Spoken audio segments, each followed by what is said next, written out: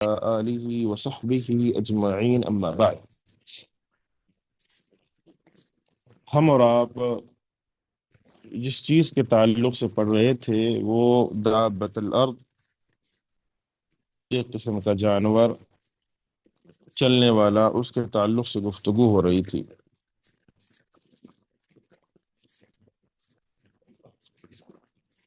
جس کے تعلق سے میں نے آپ کو کچھ چیزیں بتلائی تھی پچھلے درس کے اندر۔ پہلی چیز یہ کہ ذکر کیا گیا کہ وہ مکہ سے نکلے گا یا کہیں اور سے، اور اس کا کام کیا ہوگا، وہ لوگوں سے گفتگو کرے گا، لوگوں سے مخاطب ہوگا، لوگوں سے بات کرے گا، اور ان کے تعلق سے انہیں ذکر کرے گا۔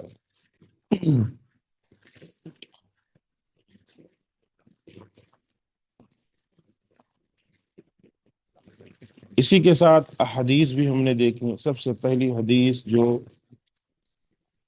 جس کے اندر اللہ کے رسول صلی اللہ علیہ وسلم نے 10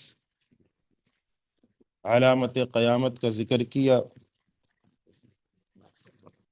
پھر اس کے بعد ایک اور حدیث ذکر کی گئی، حدیث آخر روا مسلم بن حجاج عن عبد الله بن عمرو قال حفظت من رسول الله صلى الله عليه وسلم حديثا لم انسه بعد۔ مسلم بن حجاج کون مراد ہے اس سے؟ امام مسلم رحمہ اللہ عبداللہ بن عمر سے روایت کرتے ہیں کہ میں نے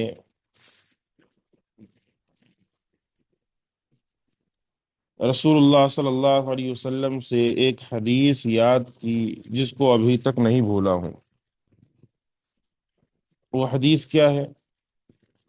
سمعت رسول اللہ صلی اللہ علیہ وسلم یقول، میں نے سنا اللہ کے رسول صلی اللہ علیہ وسلم کو یہ فرماتے ہوئے، ان اول الآیات خروجا طلوع الشمس من مغربها وخروج الدابة على الناس ضحى وأيهما ما كانت قبل صاحبتها فالأخرى على إثرها قریب۔ قیامت کے اولین نشانیاں یہ ہیں کہ سورج کا مغرب سے طلوع ہونا، چاشت کے وقت جانور کا لوگوں کے سامنے نکلنا۔ چاشت جو صبح کا وقت ہوتا ہے اسے چاشت کا وقت کہا جاتا ہے۔ اس موقع پر جانور کا لوگوں کے سامنے نکلنا۔ جانور کون؟ یہی الدابہ جس کا تذکرہ کیا جا رہا ہے۔ ان میں سے جو نشانی پہلے ظاہر ہوئی تو دوسری بھی اس کے فوراً بعد ظاہر ہو جائے گی۔ یعنی ایک نشانی جیسے دابۃ الارض جو ہے وہ نکلا جانور، اسی کے ساتھ دوسری نشانی بھی فوراً ظاہر ہوگی۔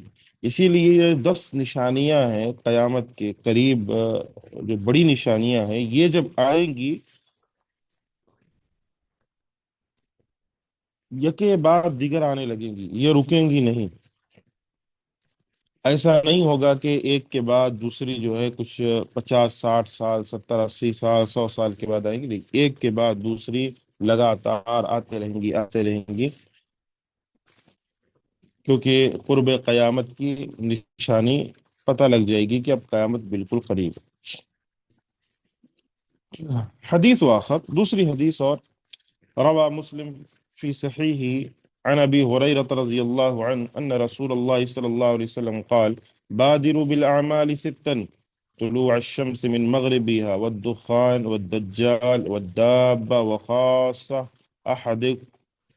وخاصة أحدكم وأمر العامة تفرد به۔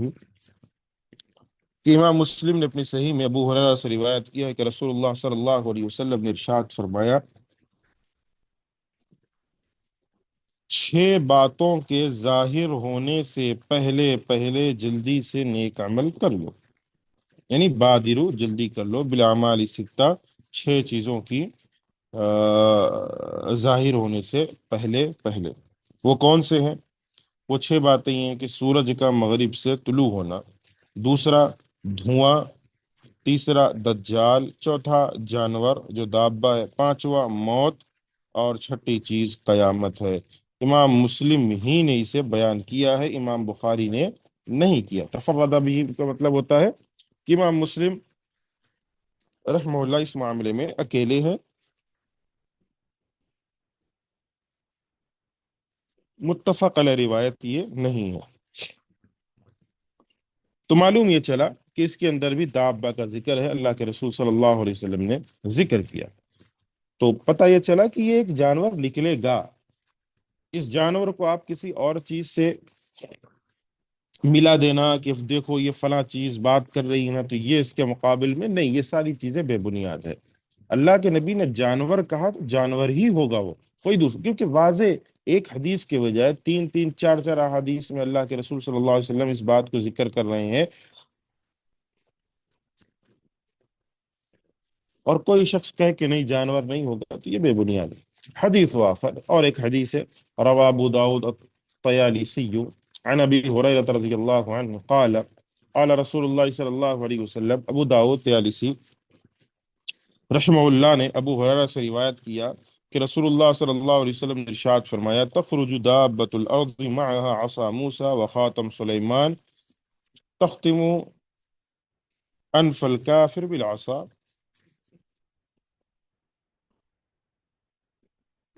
وتجلي وجه المؤمن بالخاتم حتى يجتمع الناس على الثوان يعرف المؤمن من الكافر۔ اللہ کے رسول صلی اللہ علیہ وسلم نے ارشاد فرمایا کہ زمین کا جانور نکلے گا تو اس کے پاس موسیٰ کا عصا، سلیمان کی انگوٹھی ہوگی، وہ کافر کی ناک پر عصا مارے گا اور مومن کے چہرے کو انگوٹھی سے روشن کر دے گا، حتیٰ کہ لوگ ایک دسترخوان پر جمع ہوں گے، مومن اور کافر پہچان جائیں گے۔ خیر، یہ جو حدیث ذکر کی گئی ہے یہ حدیث ضعیف ہے، ٹھیک ہے؟ جو حدیث ابھی جو حدیث پڑھی ہے میں نے، یہ حدیث ضعیف ہے، اس میں ضعف ہے، نیچے دیکھیے مسند الطیالسی اسنادہ ضعیف، ٹھیک ہے؟ تو یہ حدیث ضعیف ہے، صحیح نہیں ہے۔ اس سے پہلے جو احادیث آئی ہیں وہ حدیثیں صحیح ہیں۔ تو معلوم یہ چلا کہ یہ جانور نکلے گا، ایسا نہیں ہے کہ نہیں نکلے گا۔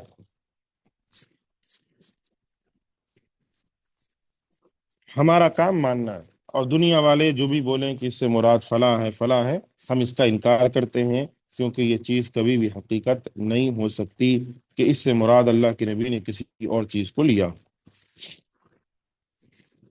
وقال ابن جریج، یہاں سے بہت اہم مسئلہ ہے، غور سے سنیے گا، کچھ نئے الفاظ مانے بھی آ رہے ہیں، امید ہے آپ کو مدد ہوگی اس میں۔ وقال ابن جریج عن ابن الزبیر انه وصف الدابہ، ابن جریج نے ابن زبیر سے روایت کیا کہ انہوں نے دابہ کا وصف بیان کیا ہے، ٹھیک ہے؟ فقال رأسها رأس ثور وعينها عين خنزير وأذنها أذن فيل۔ کس کے وصف بیان ہو رہا ہے یہاں پر؟ دابہ کا۔ دابہ کو وہ جانور، ٹھیک ہے، اس کے اوصاف بیان کیے جا رہے ہیں، کیسا ہوگا؟ اس کا سر بیل کے سر جیسا، بیل معلوم ہے، سور، بیل، بیل کے سر جیسا، آنکھ خنزیر کی آنکھ جیسی، خنزیر سور، وَأُذْنُهَا أُذُنُ فِيلٍ، کان ہاتھی کے کان جیسے۔ سور سے مراد بیل ہے اور خنزیر سے مراد خنزیری ہے، مشہور ہے، فیل سے مراد ہاتھی ہے، ٹھیک ہے؟ وَقَرْنُهَا قَرْنُ أُيَّلٍ وَعُنُقُهَا عُنُقُ نَعَامَةٍ وَصَدْرُهَا صَدْرُ أَسَدٍ۔ اس کا سینگ، قرن کہتے ہیں سینگ کو، اس کا سینگ ہرن کا سینگ، ٹھیک ہے؟ اویل یعنی ہرن کا سینگ ہوگا، ٹھیک ہے؟ جیسے جسے ہم بارہ سینگھا بھی کہتے ہیں، بارہ سینگ والا، ٹھیک ہے؟ تو اس کا سینگ جو ہے ہرن کے سینگ کی طرح ہوگا۔ کوئل ہرن. وعنقها عنق نعامہ، گردن شتر مرغ کی گردن ہوگی. نعامہ کس کو کہتے ہیں؟ شتر مرغ کو. ٹھیک ہے. وصدرها صدر اسد، اور سینہ شیر کا سینہ ہوگا. تو معلوم یہ چلا سر ہوگا بیل کی طرح، آنکھ ہوگی خنزیر کی طرح، کان ہوگے ہاتھی کی طرح، اور سینگیں ہوں گی ہرن کی طرح، گردن ہوگی شترمرغ کی طرح، سینہ ہوگا شیر کی طرح. وَلَوْنُهَا لَوْنُ نَمِرٍ، اس کا رنگ چیتے کا رنگ ہوگا. نمر چیتے کو کہتے ہیں. ٹھیک ہے. وَخَاصِرَتُهَا خَاصِرَتُ ہِرٍ، کمر بلی کی کمر کی طرح ہوگی. ٹھیک ہے. ہر کہتے ہیں بلی کو. یہ جو بلی ہوتی، اسی لیے ابو ہریرہ انہی معنی میں آتا ہے. تو کمر جو ہے بلی کے کمر کی طرح ہوگی. وَذَنَبُهَا ذَنَبُ كَبْشٍ، دم دم کہا جاتا ہے. ٹھیک ہے. کبش کہتے ہیں مینڈے کو، مشہور ہے. تو اس کی دم مینڈے کی دم کی طرح ہوگی. ٹھیک ہے. یا مینڈے کی دم ہوگی. تو کیا معلوم چلا؟ یہ اوصاف اس جانور کے ہیں جس جانور کا ذکر اللہ کے رسول صلی اللہ علیہ وسلم نے کیا کہ قرب قیامت وہ ظاہر ہوگا. کس قسم کا جانور ہوگا یہ آپ اندازہ لگا سکتے ہیں. وَقَوَائِمُهَا قَوَائِمُ بَعِيرٍ بَيْنَ كُلِّ مَفْصِلَيْنِ 12 ذِرَاعًا، اس کے پاؤں اونٹ کے پاؤں ہوں گے، اونٹ کے پاؤں ہوں گے. ہر دو جوڑوں کے درمیان 12 ہاتھ کا فاصلہ ہوگا. یعنی جو جوڑے ہوتے ہیں اونٹ کے ایک سے نیچے، اس کے درمیان تقریباً 12 ہاتھ کا فاصلہ. 12 ہاتھ بہت زیادہ ہوتے ہیں. ایک ہاتھ سے 12 ہاتھ ملا لو، اتنا اونچا ہوگا. سبحان اللہ. تخرج مع عصا موسیٰ و خاتم سلیمان، اس کے ساتھ موسیٰ کا عصا اور سلیمان کی انگوٹھی نکلے گی. ٹھیک ہے. خاتم انگوٹھی، عصا موسیٰ کا عصا. فلا يبقى مؤمن الا نكتت في وجهه بعصا موسى نكتة بيضاء، بس کوئی مومن نہیں بچے گا مگر اس کے چہرے پر موسیٰ کے عصا سے ایک سفید نشان لگا دے گا. نکتتن بیضاء، بیضاء سفید، یعنی سفید نشان، نقطہ یعنی نشان. ولا يبقى كافر إلا نكتة في وجهه بخاتم سليمان نكتة سوداء.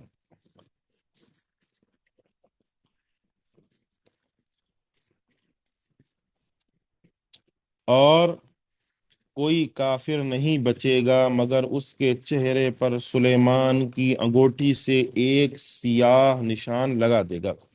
نکتتن سودا، سیاہ نشان.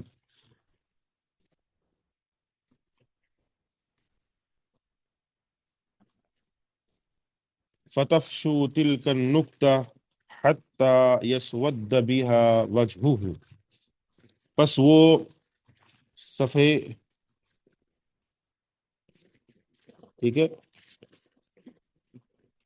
حتی ان الناس یتبایعون فی الاسواق، پس وہ سیاہ نشان پھیل کر پورا چہرہ کالا کر دے گا، سیاہ کر دے گا. ٹھیک ہے. تو معلوم یہ چلا کہ شروع میں جو ہے بعصا موسیٰ نکتۃ بیضاء ہے. فتفشو تلک النکتہ حتی یبیض لها وجہہ، یعنی وہ نقطہ جو ہے اگر مومن ہوگا تو اس کا نقطہ جو ہے وہ پھیل جائے گا، سفید نشان جو ہوگی وہ پھیل جائے گی اور اس سے پورا چہرہ روشن ہو جائے گا. اسی طرح جو کالا نشان کسی کے وہ چہرے پر ڈالے گا تو وہ کالا نشان پھیل جائے گا اور یہاں تک کہ وہ سارا کا سارا کالا نشان پورے چہرے پر پھیل جائے گا. حتی ان الناس يتبايعون في الاسواق بکم ذا یا مؤمن بکم ذا یا کافر، یہاں تک کہ گھر والے اپنے دسترخوان یہاں تک کہ لوگ بازاروں میں، اسواق یعنی بازاروں میں خرید و فروخت کریں گے، اس مومن کتنے میں ہے اور کافر کتنے میں ہے، یعنی بازاروں میں خریدیں گے مومن، یہ مومن کتنے کا ہے اور کافر کتنے کا ہے۔ وَحَتَّى إِنَّ أَهْلَ الْبَيْتِ يَجْلِسُونَ عَلَى مَائِدَتِهِمْ فَيَعْرِفُونَ مُؤْمِنَهُمْ مِنْ كَافِرِهِمْ، یہاں تک کہ گھر والے اپنے دسترخوان پر بیٹھیں گے تو ان کا مومن اور ان کے کافر سے پہچانا جائے گا کہ ان میں سے کون مومن ہے اور کون کافر ہے۔ ثم یقول لهم الدابہ، پھر جانور ان سے کہے گا، دابہ ان سے کہے گا، یا فلان، اے فلاں، ابشر، بشارت ہو، خوش ہو جاؤ، انت من اہل الجنہ، تم جنتیوں میں سے ہو، ویا فلان، اے فلان، انت من اہل النار، تم جہنمیوں میں سے ہو۔ فذلک قول اللہ تعالی، بس یہ اللہ کا وہ فرمان ہے، وَإِذَا وَقَعَ الْقَوْلُ عَلَيْهِمْ أَخْرَجْنَا لَهُمْ دَابَّةً مِّنَ الْأَرْضِ تُكَلِّمُهُمْ أَنَّ النَّاسَ كَانُوا بِآيَاتِنَا لَا يُوقِنُونَ، جب ان پر بات واجب ہو جائے گی تو ہم ان کے لیے زمین سے ایک جاندار نکالیں گے جو ان سے بات کرے گا کہ لوگ ہماری آیات پر یقین نہیں رکھتے تھے۔ تو اللہ رب العالمین نے وضاحت کے ساتھ ذکر فرما دیا، قرب قیامت ایک جانور نکلے گا جو لوگوں سے گفتگو کرے گا، بات کرے گا اور لوگوں کو بتائے گا۔ اب جہاں تک یہ واقعہ پورا جو ہم نے پڑھا ہے، یہ واقعہ جو ذکر کیا گیا ہے، یہ تفسیر قرطبی کے اندر ہے، اور ابن ابی حاتم میں ہے، طبری میں ہے، اور اسی کے نیچے جو ہے لکھا گیا ہے کہ اسنادہ ضعیف، ٹھیک ہے، ابن جریج ثقہ مدلس، تو مدلس ہے کہ اسناد اس کی جو ہے سند جو ہے ضعیف ہے۔ تو معلوم یہ چلا کہ جو دابہ ہے، جو جانور ہے، وہ نکلے گا۔ اب کیسے ہوگا، طریقہ کار کیا ہے؟ امام ابن کثیر رحمہ اللہ نے ایک قول نقل کیا ہے ابن جریج کا عبداللہ بن زبیر کے تعلق سے، لیکن یہ سند ضعیف ہے، صحیح نہیں ہے، ٹھیک ہے، واللہ اعلم۔ لیکن واضح طریقے سے ہمارا ایمان ہے، ہمارا یقین ہے، ماننا ہے کہ ایک جانور نکلے گا، ٹھیک ہے، کیسا ہوگا واللہ اعلم، اللہ بہتر جانتا ہے۔ ذکر کیا گیا ہے کہ ایسے ہوگا، لیکن یہ روایت ضعیف ہے، اس وجہ سے اس کو ہم قبول نہیں کر سکتے۔ لیکن جیسے بھی ہو، وہ اللہ رب العالمین کے حکم سے اس دنیا میں رہے گا، لوگوں سے گفتگو کرے گا، بات کرے گا، یہ سارے مسائل واضح طریقے سے موجود ہیں۔ اب اس کے بعد اللہ رب العالمین نے قیامت کے دن ظالموں کو جو اکٹھا کرنا ہے اس کے تعلق سے گفتگو کر رہا ہے۔ وَيَوْمَ نَحْشُرُ مِنْ كُلِّ أُمَّةٍ فَوْجًا مِّمَّن يُكَذِّبُ بِآيَاتِنَا فَهُمْ يُوزَعُونَ،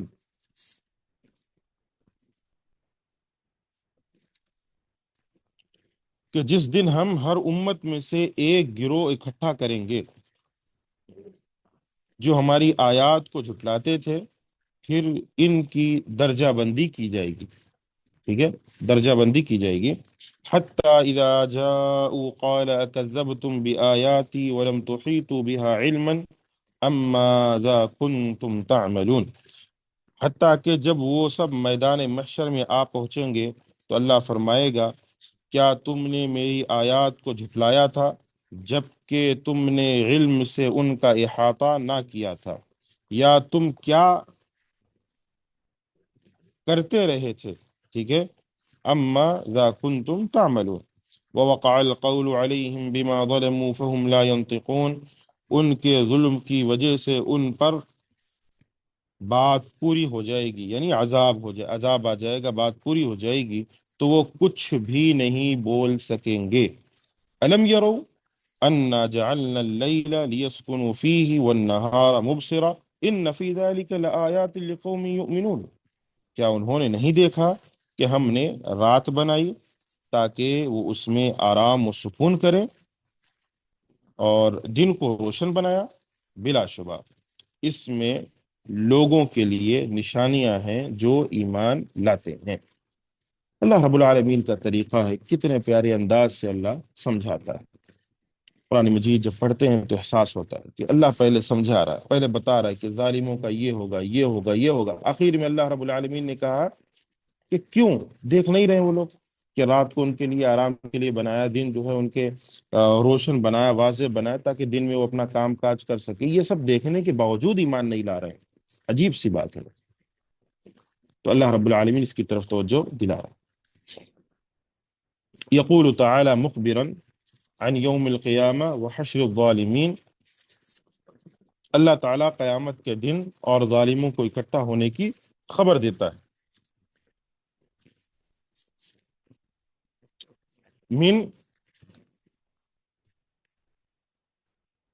من المکذبین بآیات اللہ ورسلہ،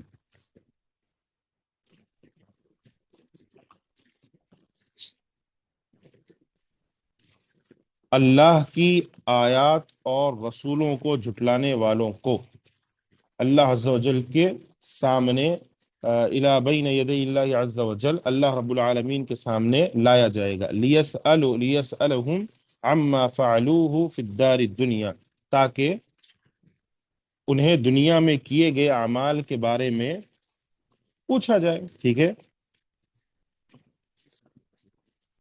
تقریعا و توبیخا، ملامت اور سرزنش جسے کہتے ہیں کرتے ہوئے، یعنی اللہ رب العالمین انہیں دنیا میں کیے گئے اعمال کے بارے میں ملامت اور سرزنش کے لیے پوچھا جائے، ٹھیک ہے، ملامت کرتے ہوئے، سرزنش کرتے ہوئے، یعنی تقریباً کا مطلب ہو، تقریعاً کا مطلب ہوتا ہے ملامت کرنا، یہ ساری چیزیں، ٹھیک ہے، ڈانٹ ڈپٹ جسے اپنی زبان میں کہتے ہیں، ذلیل و رسوا کرتے ہوئے، ٹھیک ہے، یہ ساری چیزیں آتی ہیں۔ وتصغیرا وتحقیرا، وہی ٹھیک ہے، تصغیر و تحقیر کہتے ہیں، ذلیل و رسوا کرتے ہیں۔ فقال تعالی، اللہ رب العالمین کا ارشاد ہے، وَيَوْمَ نَحْشُرُ مِنْ كُلِّ أُمَّةٍ فَوْجًا،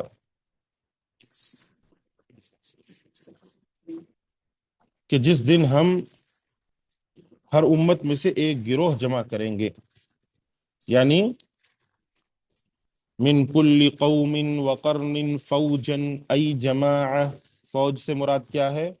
فوج سے مراد فوج نہیں، ٹھیک ہے، جماعہ گروہ کہتے ہیں، یعنی ہر قوم اور نسل سے ایک جماعت، فوج اللہ رب العالمین جمع کرے گا، ممن یکذب بآیاتنا، جو ہماری آیات کو جھٹلاتے تھے، کما قال تعالی، جیسے کہ اللہ رب العالمین نے ارشاد فرمایا، احشر الذین ظلموا وازواجہم، کہ اکٹھا کرو ظالموں کو اور ان کے ساتھیوں کو، جو ان کے ساتھی ہیں۔ وقال تعالی وَإِذَا النُّفُوسُ زُوِّجَتْ، ایک مقام پر اللہ رب العالمین نے ارشاد فرمایا جب روحیں جوڑی جائیں گی، وقولہ تعالی فہم یوزعون، پس انہیں روکا جائے گا۔ یہ ساری چیزیں ذکر کی جا رہی ہیں اس کے تعلق سے کہ جس دن اللہ رب العالمین ان لوگوں کو جمع کرے گا جو کافر ہیں، جو اللہ رب العالمین کی آیات کو جھٹلاتے تھے، نبی کو نہیں مانتے تھے، ان کو اللہ جمع کرے گا، اور ذلت و حقارت کے ساتھ ہر قوم میں سے ایک جماعت کو اللہ اسے نکالے گا جو اللہ کی آیتوں کو جھٹلاتے تھے۔ اسی کی تفسیر دوسری آیات سے کیا جا رہا ہے کہ یہ آیتیں بھی اس کے تعلق سے آئی ہوئی ہیں۔ قال ابن عباس رضی اللہ عنہما یدفعون، وقال عبد الرحمن بن زید بن اسلم یساقون، ابن عباس رضی اللہ عنہما نے کہا ڈھکیل کر لائے جائیں گے، یدفعون کا مطلب ہوتا ہے ڈھکیل کر لایا جانا،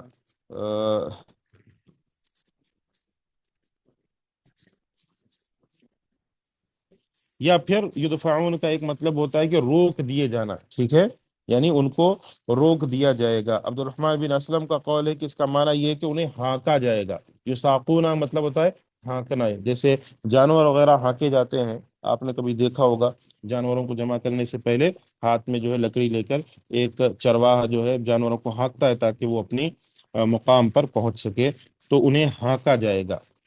تو یہ دو بھی معنی ثابت ہیں، یدفعون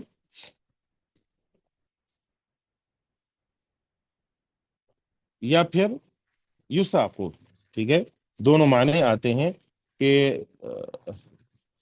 فہم یوزعون کا کیا مطلب ہوتا ہے؟ تو ابن عباس نے اس کا معنی بیان کیا ہے، ٹھیک ہے، فہم یوزعون کا میننگ ہوتا ہے کہ روک دیے جانا، یدفعون روک دیے جانا، یا پھر انہیں ہانک کر لانا، یعنی ہانکے جانا، وہ انہیں ہانک کر لے کر جایا جائے، یہ دو میننگ ہے۔ تو نشاندہی کر لیں اس کو، دو چیزوں کا معلوم چلا ہمیں، ایک ہے فوجن، اس سے مراد کیا ہے؟ جماعہ، یوزعون اس سے دو اقوال ہیں، دونوں اقوال آپ کے ذہن میں سرسری طور پر رہنے چاہیے، یدفعون یساقون، ٹھیک ہے، یہ دو اقوال آپ کے پاس رہنے چاہیے۔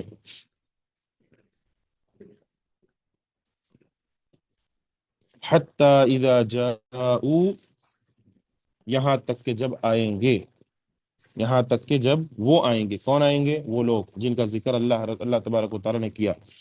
وَوُقِفُوا بَيْنَ يَدَيِ اللَّهِ عَزَّ وَجَلَّ فِي مَقَامِ الْمَسْأَلَةِ،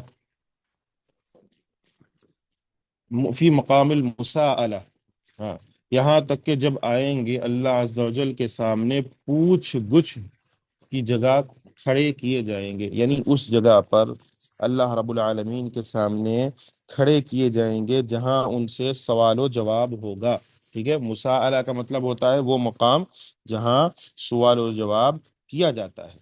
اس مقام پر جب وہ کھڑے کیے جائیں گے اللہ رب العالمین کے سامنے جہاں سوال و جواب ہونے والا ہے، قال اکذبتم بآیاتی ولم تحیطوا بها علما ام ماذا کنتم تعملون، فرمائے گا کیا تم نے میری آیات کو جھٹلایا جب کہ تم نے انہیں علم سے نہ سمجھا تھا، تو تم کیا عمل کرتے تھے؟ اللہ رب العالمین ان سے کہے گا، ای فَاسْأَلُونَ عَنِ اعْتِقَادِهِمْ وَأَعْمَالِهِمْ، یعنی ان سے ان کی عقائد اور اعمال کے بارے میں پوچھا جائے گا۔ یہ کس کے بارے میں بات ہو رہی ہے؟ جو لوگ جھٹلاتے تھے، اللہ کی آیات کا انکار کرتے تھے، جو اللہ کی آیتوں کو نہیں مانتے تھے، اللہ پوچھے گا ان سے، کہاں ہو تم؟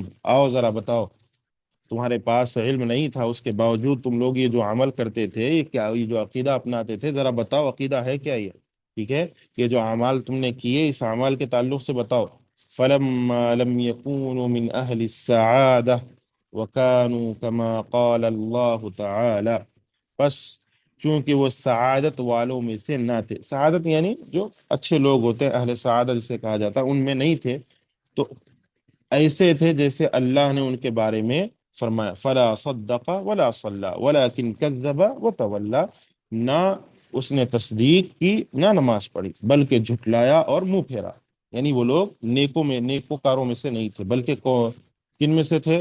جھٹلانے والے، منہ پھیرنے والے، نماز نہ پڑھنے والے، اور اللہ رب العالمین کا انکار کرنے والے، اللہ کی تصدیق وہ لوگ نہیں کرتے تھے۔ فحینئذ قامت علیہم الحجہ، تو اس وقت ان پر حجت قائم ہو جائے گی۔ وَلَمْ يَكُنْ لَهُمْ عُذْرٌ يَعْتَذِرُونَ بِهِ ان کے پاس کوئی عذر نہ ہوگا جو وہ پیش کر سکیں گے۔ ظاہر سی بات ہے، اللہ ان سے کہے گا کہ جس عقیدے کو تم فالو کرتے تھے، یعنی جس چیز کو تم جھٹلا کر دوسری چیز کو مانتے تھے، ذرا لاؤ دلیل، لاؤ ہمارے سامنے، بتاؤ تو صحیح کس کو مانتے تھے تم، کون سی چیز تھی وہ، کیا تھا؟ کیا بولیں گے وہ تو نیکوکاروں میں سے تھے ہی نہیں، ٹھیک ہے، ان کا تعلق نیکیاں کرنے میں سے نہیں تھا، بلکہ وہ لوگ تو برے لوگوں میں سے تھے، جھٹلانے والوں میں سے تھے، نہ کبھی نماز پڑھی، نہ کبھی اللہ کا اقرار کیا، نہ کبھی سچ بولا، بلکہ جب بھی کوئی آیات کوئی چیزیں بتلائی جاتی منہ پھیر کر بھاگ جاتے۔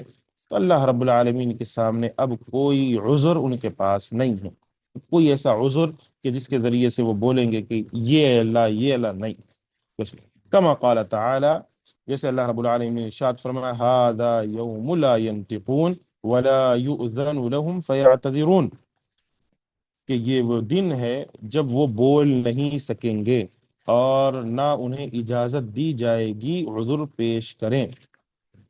وَهَكَذَا قَالَ هَا هُنَا، تو یہاں بھی اسی طرح اللہ نے فرمایا، کیا فرمایا؟ وَوَقَعَ الْقَوْلُ عَلَيْهِمْ بِمَا ظَلَمُوا فَهُمْ لَا يَنْطِقُونَ، کہ ان کے ظلم کی وجہ سے ان پر بات ثابت ہو گئی، پس وہ بول نہیں سکیں گے۔ ای بُہِتُوا فَلَمْ يَكُنْ لَهُمْ جواب، حیران و پریشان ہو جائیں گے۔ بوہتو کا مطلب ہوتا ہے ڈر جانا یا حیران و پریشان ہو جائیں گے، ان کے پاس کوئی جواب نہ ہوگا۔ لِأَنَّهُمْ كَانُوا فِي الدَّارِ الدُّنْيَا ظَلَمَةً لِأَنفُسِهِمْ، کیونکہ وہ دنیا میں اپنے آپ پر ظلم کرنے والے تھے، ٹھیک ہے، وہ اپنے آپ پر ظلم کرتے تھے۔ وَقَدْ رَدُّوا إِلَىٰ عَالِمِ الْغَيْبِ وَالشَّهَادَةِ الَّذِي لَا تَخْفَىٰ عَلَيْهِ خَافِيَةٌ، اور انہیں غیب اور ظاہر کے جاننے والے کے سامنے پیش کیا گیا جس سے کوئی پوشیدہ چیز چھپی نہیں ہے۔ غیب اور ظاہر کے جاننے والے کے سامنے سے کیا مراد ہے؟ یعنی اللہ کے سامنے پیش کیا گیا، اور اللہ کے آگے کوئی چیز ایسی نہیں ہے جو چھپی ہوئی ہے۔ تو خیر، اس کے اندر جو مسائل ذکر کیے گئے ہیں وہ یہی بات، اسی بات کی طرف تذکرہ کیا گیا ہے کہ قرب قیامت کے دن اللہ رب العالمین ظالموں کو جمع کرے گا، پوچھے گا ان سے کہ کوئی دلیل ہے تمہارے پاس؟ جس عقیدے کو تم فالو کرتے تھے یا جس دین کو تم مانتے تھے یا جس چیز کو بھی تم مانتے تھے مجھے انکار کر کے، کچھ ہے تو لاؤ۔ ان کے پاس کچھ نہیں ہوگا، اور ظاہر سی بات ہے اللہ کسی پر ظلم کرنے والا نہیں ہے، اللہ ظالم نہیں ہے۔ اگر کوئی کہے گی تو اللہ کا ظلم ہے، ہرگز نہیں ہے اللہ کا ظلم۔ اللہ رب العالمین بار بار بار بار، اوپر دیکھو، اِلٰہٌ مع اللہ، اِلٰہٌ مع اللہ، اِلٰہٌ مع اللہ، اِلٰہٌ مع اللہ، بار بار اللہ کہہ رہا ہے۔ تم پڑھ نہیں رہے ہو، تم سمجھ نہیں رہے ہو، تم بات ماننے کو تیار نہیں ہو، تو یہ اللہ کا ظلم ہے۔ کل قیامت والے دن اللہ اگر ان کو جہنم میں داخل کرے؟ نہیں، یہ اللہ کا عدل ہے، یہ اللہ کا فیصلہ ہے، یہ اللہ کا انصاف ہے کہ ان کو جہنم میں اگر وہ داخل کرے گا، ٹھیک ہے، یہ اللہ کا انصاف ہے، کیونکہ انہوں نے دنیا کے اندر اللہ کی لائی ہوئی باتوں کا انکار کرتے رہے، ہنسی مذاق کرتے تھے، یہ کیا باتیں کر رہے ہو، یہ کیا چیزیں۔ تو کل قیامت والے دن اللہ رب العالمین ایسوں کو پکڑے گا۔ یہاں ایک مسئلے کی وضاحت کر کے آج انشاءاللہ آج کے لیے کافی ہو جائے گا۔ وہ مسئلہ یہ ہے کہ وہ بات نہیں کر پائیں گے، ٹھیک ہے، فہم لا ینطقون، وہ بات نہیں کریں گے۔ پھر ایک مقام پر اللہ رب العالمین نے کا ارشاد فرمایا کہ وَلَوْ تَرَىٰ إِذِ الْمُجْرِمُونَ نَاكِسُو رُءُوسِهِمْ عِندَ رَبِّهِمْ رَبَّنَا أَبْصَرْنَا وَسَمِعْنَا فَارْجِعْنَا نَعْمَلْ صَالِحًا۔ ایک مقام پر اللہ کہہ رہا ہے کہ وہ بات نہیں کر سکیں گے، ایک مقام پر اللہ رب العالمین کہہ رہا ہے کہ جب مجرمین جو ہے دیکھ لیں گے ساری چیزیں اور اپنے جو ہے وہ سارے معاملات دیکھیں گے تو کہیں گے اے اللہ ہم نے دیکھ لیا، ہم نے سن لیا، اب ہمیں تو واپس لوٹا دے تاکہ ہم نیک عمل کریں۔ تو یہ دو چیزیں کیسے الگ ہو رہی؟ یعنی ایک مقام پر اللہ کہہ رہا ہے کہ وہ بات نہیں کر پائیں گے، ایک مقام پر وہ گفتگو کر رہے ہیں۔ تو اس کا جواب یوں ہے کہ آخرت کے جو مراحل ہیں وہ بہت زیادہ ہیں، ٹھیک ہے، ایک مرحلہ نہیں ہے، ٹھیک ہے، ایک مرحلے کے اندر نہیں، کسی موقع پر وہ لوگ جو کفار ہیں وہ اندھے کانے، اندھے اور بہرے گونگے ہوں گے، ٹھیک ہے، حقیقت میں کسی مراحل آخرت کے کنی مراحل میں، بعض مرحلوں میں وہ بات بھی کر سکیں گے اور سن بھی سکیں گے۔ تو الگ الگ مراحل ہیں آخرت کے، جیسے امام طبری رحمہ اللہ نے اس کے تعلق سے ذکر فرمایا کہ جائز ان یکون ما وصفهم اللہ من العمی یعنی جائز ہے کہ اللہ رب العالمین نے جو اوصاف ذکر فرمائے ان کے کہ وہ اندھے ہوں گے، کیا کہتے ہیں، بہرے ہوں گے اور گونگے ہوں گے، یہ قیامت کے دن کھڑے ہونے کے وقت ایک وصف ہے ان کا، ٹھیک ہے، ایک حال ہے ان کی، اس حالت میں وہ ہوں گے۔ پھر اللہ رب العالمین ان کے لیے یہ راستے پیدا کر دے گا کہ وہ سن بھی سکیں گے، دیکھ بھی سکیں گے، بات بھی کر سکیں گے، اس موقع پر وہ اللہ سے گفتگو کریں گے۔ تو قیامت کے احوال جو ہے بہت زیادہ ہیں، مراحل اس کے الگ الگ ہیں۔ ایک مرحلے پر اگر وہ بات نہیں کر رہے ہیں، ان کی زبان پر اللہ مہر لگا دے رہا ہے، وہ اندھے اٹھ رہے ہیں، وہ سن نہیں سکتے، وہ بول نہیں سکتے، ٹھیک ہے، گونگے ہیں، بہرے ہیں، جیسے بھی ہوں، لیکن کنہیں دوسرے مراحل میں اللہ رب العالمین ان کو زبان دے دے گا، وہ بات بھی کر سکیں گے، وہ بول بھی سکیں گے۔ تو اس لحاظ سے دونوں بھی آیتیں اپنے مقام پر صحیح اور درست ہیں، دونوں میں کوئی اختلاف نہیں ہے، ٹھیک ہے۔ یہ بعض چیزیں تھیں جو میں نے آپ کو ذکر کی، اللہ سے دعا ہے جو باتیں بیان کی گئی ہیں اللہ رب العالمین ہمیں عمل کی توفیق دے، اور قرآن و سنت پر اللہ رب العالمین ہم سب کو چلنے کی توفیق دے۔ جب تک ہم اس دنیا میں باحیات رہیں، قرآن و سنت پر قائم و دائم رہیں، اس دنیا سے جائیں تو اللہ ہمارا اچھے ٹھکانہ جنت الفردوس بنائے، جہنم سے ہماری حفاظت فرمائے۔ آمین وآخر دعوانا ان الحمد للہ رب العالمین۔ السلام علیکم ورحمۃ اللہ وبرکاتہ۔